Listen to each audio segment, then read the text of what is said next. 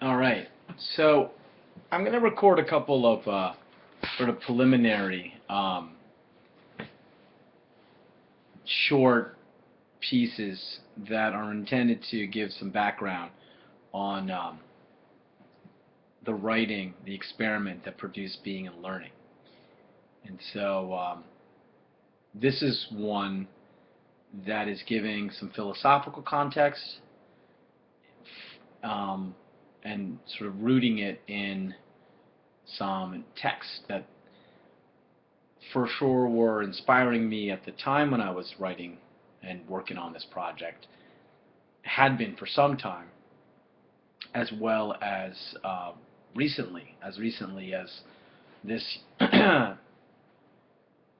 year, this new year. We're only a month into the year 2014. But in January of 2014, I taught a graduate course, and in that graduate course, we kicked it off with a discussion of an excerpt from the beginning of Hannah Arendt, the chapter on action, chapter 5. And that work by Arendt, that particular section in Arendt, was something that inspired me back then, inspires me now. And so I'm in particular working on focusing on Arendt quite a bit these days.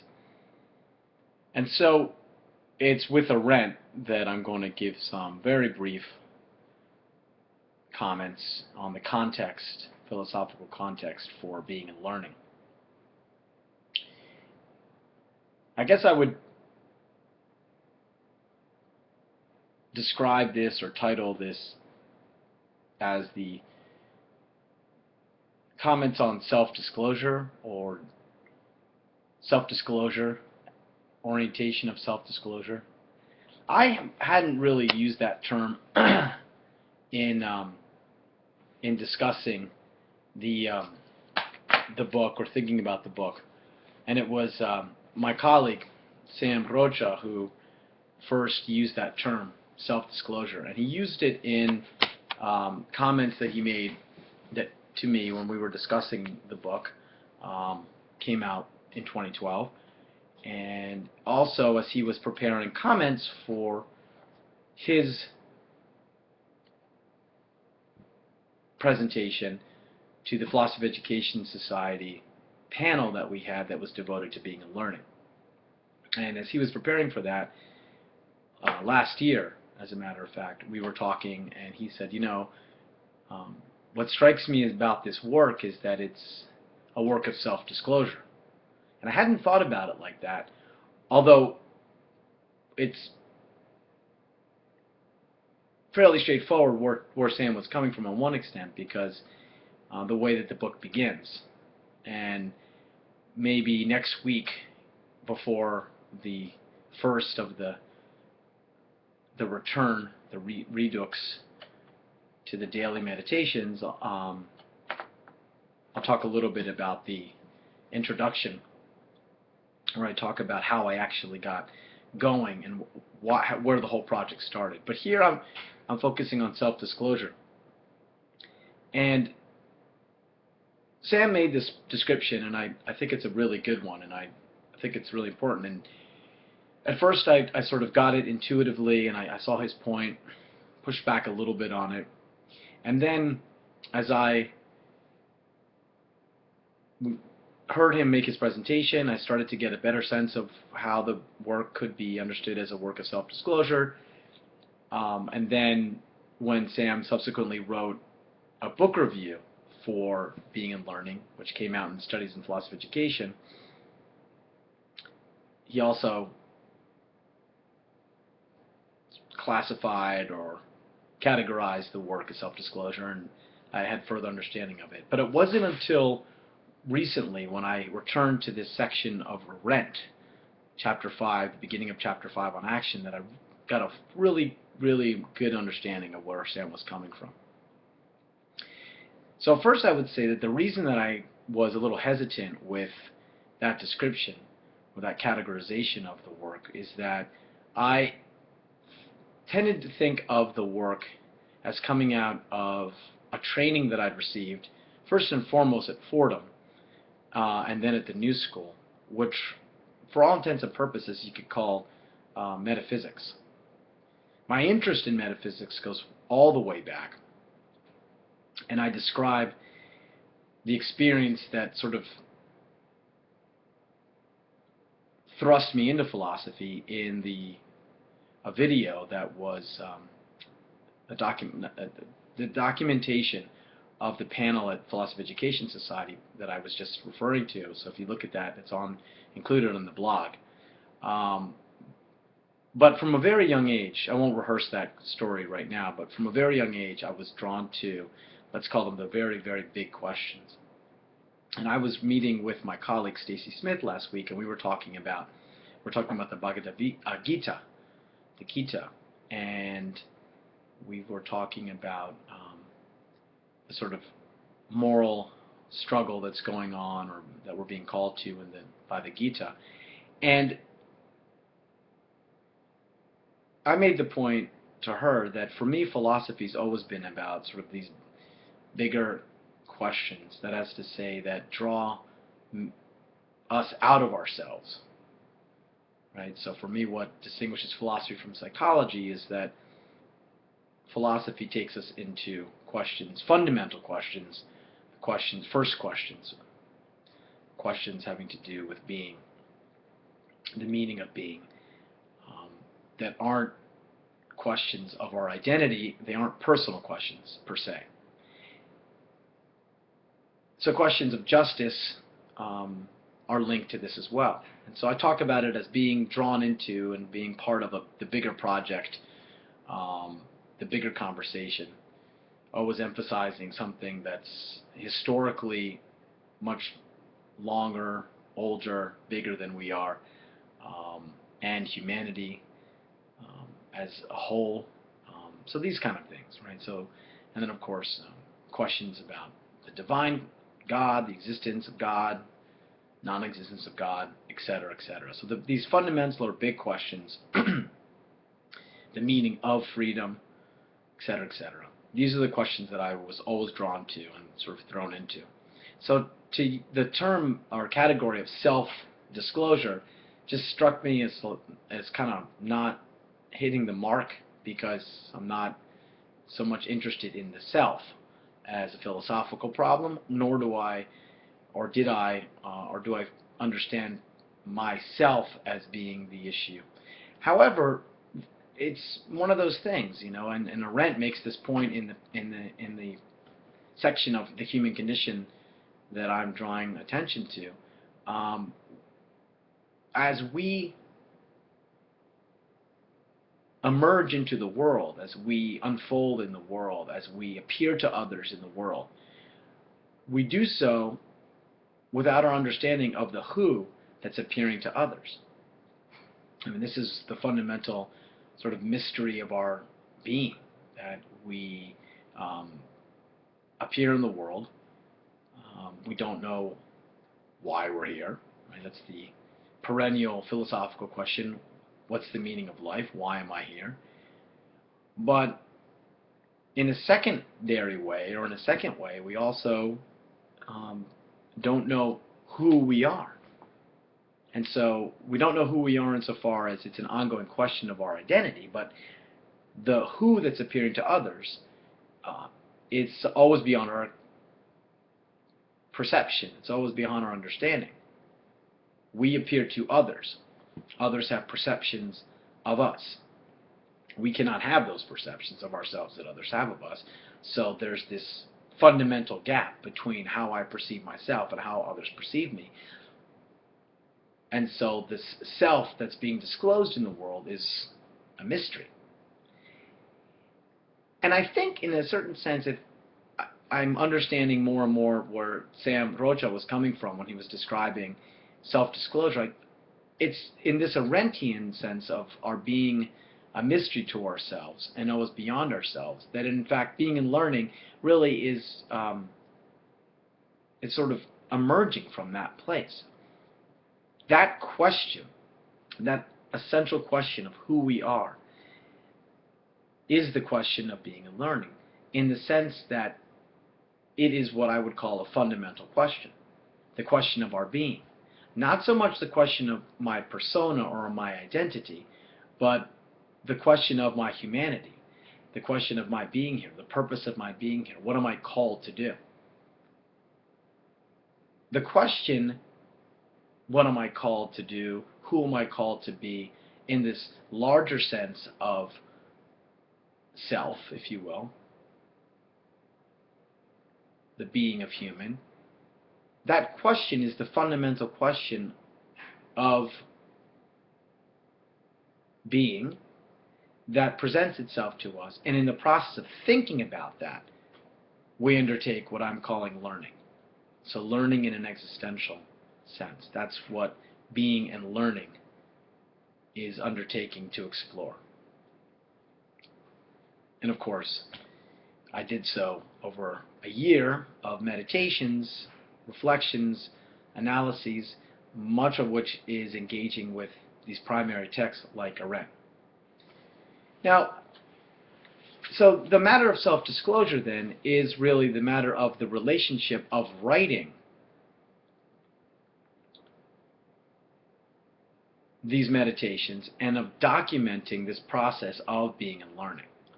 That's what this book is about, and that's what these meditations are about. They are a phenomenological documentation of the process of taking up the question of,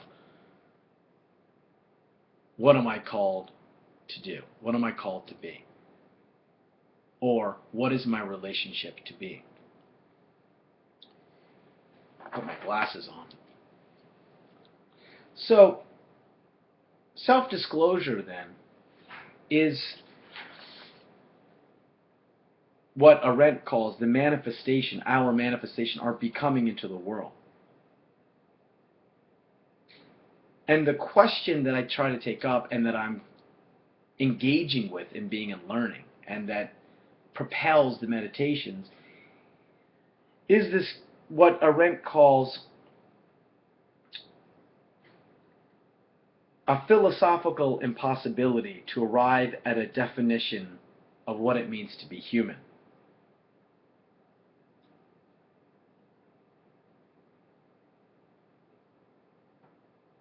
This fundamental philosophical perplexity, this impossibility to solidify in words the living essence of the person,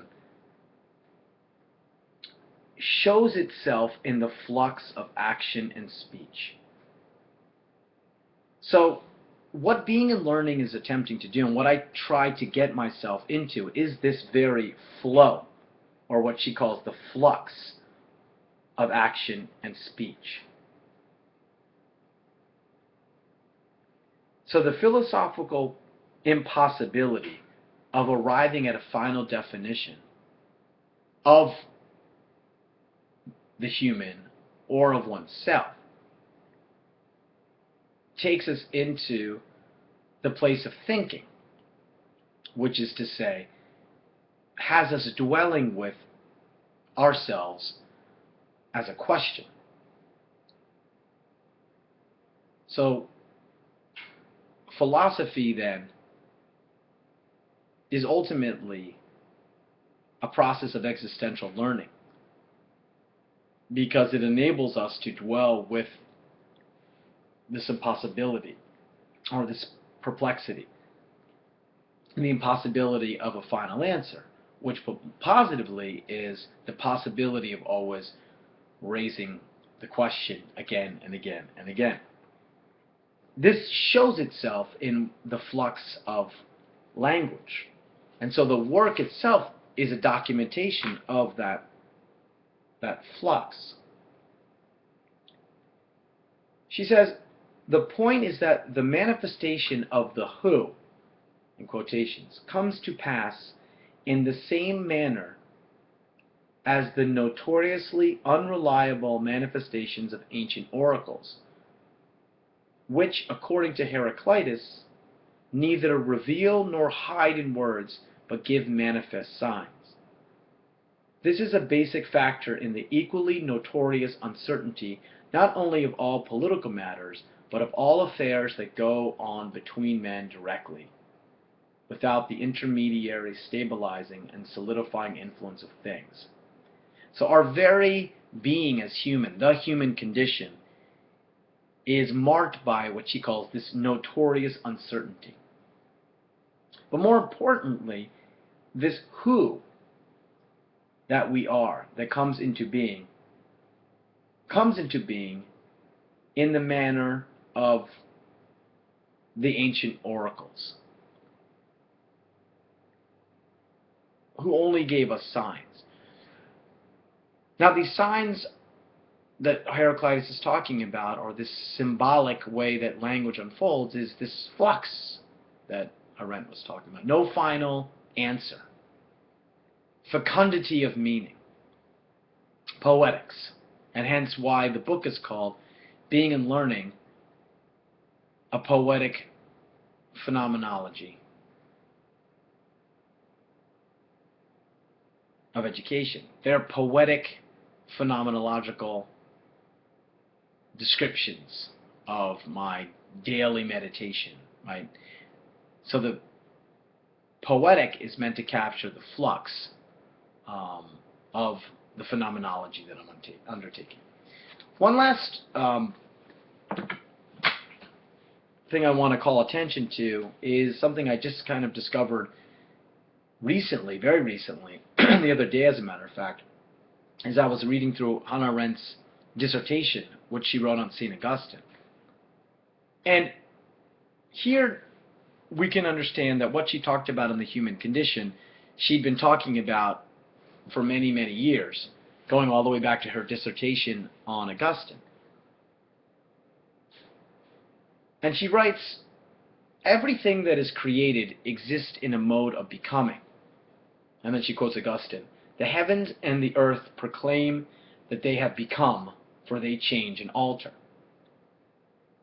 And then she says, since the verb fieri, to become, is also the passive form of facere, to make, to become and to be made are virtually identical for Augustine.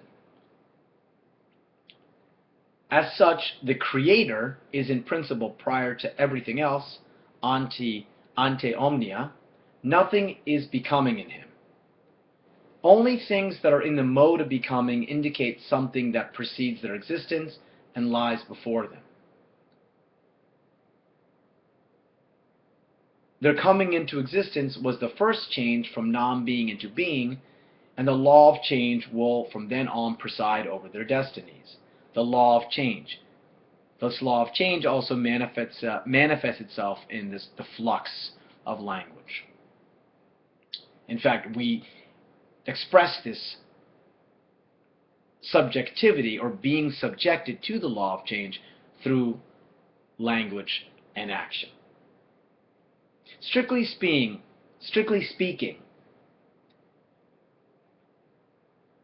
the mode of things that are created is neither being nor non-being, but something in between. In this sense, human life does not possess the being from which it comes. For being made out of nothing, it can be deficient, nor does it possess the nothing from which it was made. However, since even mutability can exist only on the ground of an immutable being, human life exists in its relatedness to being. So I find this really important in terms of trying to get a sense, at least an orientation, to the definition of being, or the way of thinking about being, as I'm using it in Being and Learning. This is really helpful. And it relates to the sense that we are, in learning, existentially speaking, always undergoing this law, or being subjected to this law of change. And then the question is, how do we relate to this law of change that's been granted to us by being?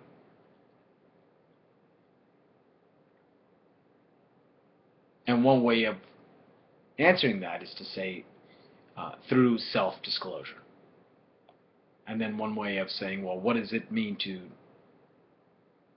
engage in self-disclosure? There are many ways to do that, but one way is through philosophy, and one way is through writing. And so what Being and Learning is about is an attempt to document this process. It's almost as if I've attempted to tune into this law of change. I like that category, or what Arendt calls the flux.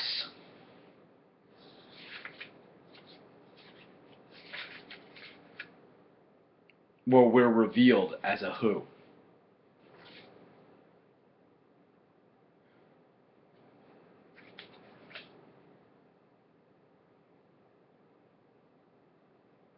The flux of action and speech. I'm trying to tune into that, as it were, step into this Heraclitean river of logos and see where it takes me. So that's an orientation, one